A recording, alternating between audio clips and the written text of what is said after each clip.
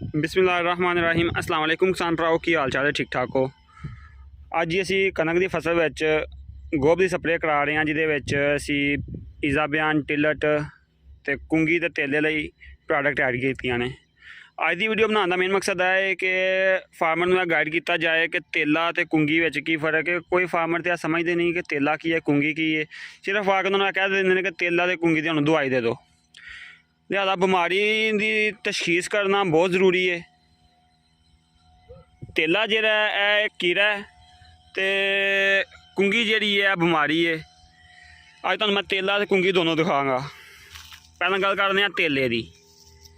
तेले की गल की जाए तो यह तुसीं चेक करो ज़रा, यह जिहड़े बरीक बरीक कीड़े ने सबज रंग दे या काले रंग दे, ये वाले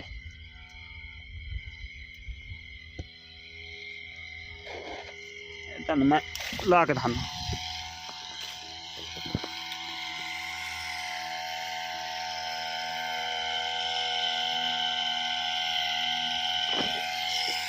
ਇਹ ਤੁਹਾਨੂੰ ਨਜ਼ਰ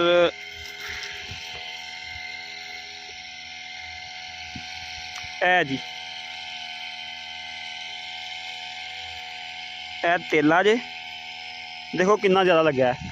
यह तेला करदा की है, यह तेला पत्ते का रस चूसदा है जिहदे नाल पत्ते विच सब्ज़ मादा जिहड़ा है वह खत्म हो जाता है। क्लोरोफिल की मकदार है वह घट जाती है, पौधे का खुराक बनाने का निज़ाम जिहड़ा वह मुतासर होंदा है, जिहदे नाल साडी पैदावार घट जाती है। देखो इन्नी तादाद के नाल बरीक बरीक जिहड़े कीड़े ने या तेला है जो रस चूस छड़दा है तो बिल्कुल पत्ता जिहड़ा वह खुराक नहीं तैयार कर पाता, जिहदी वजह तो साडी पैदावार मुतासर हुंदी है तो पैदावार घट जाती है। क्योंकि यह झंडी पत्ता मेन जिहड़ा काम हुंदा है पैदावार का तकरीबन 50 to 60% यह पत्ते का किरदार हुंदा है कि पैदावार वधाउण दे विच। क्योंकि यह खुराक तैयार करेगा तो दाने नूं मिलेगी, दाना मोटा होएगा, वजनी होएगा। लेकिन जे यह खुराक नहीं तैयार कर पाएगा तो साड़ी पैदावार घट जाएगी। दूसरे कुंगी की गल की जाए तो कुंगी का अटैक अजे तक आया तो नहीं, लेकिन कुछ जी अलामात ने वह ज़ाहिर हो रही हैं, यानी कि कुंगी का हमला होने वाला। जिवें क्या तुसीं वेख सकते हो पत्ते दे विच जिहड़ा जंगनुमा धब्बे जिहड़े ने यह पैना शुरू हो रहे हैं, लेकिन हइये कोई 2% तुसीं कह लो कि स्टार्टिंग है।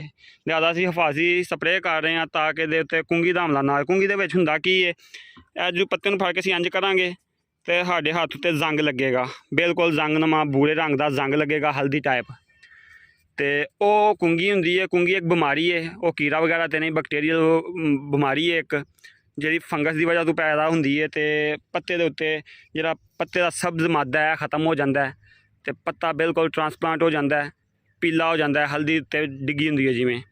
तो जो असीं स्प्रे करांगे कुंगी की तो इहदे नाल कुंगी तो भी महफूज रहेगी, तेले तो भी महफूज रहेगी, तो साडी पैदावार ज़बरदस्त आएगी, अच्छी पैदावार आएगी।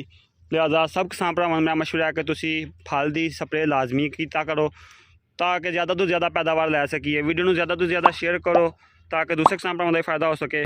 तो मिलते हैं अगली वीडियो च, उदों तक अल्लाह हाफिज़।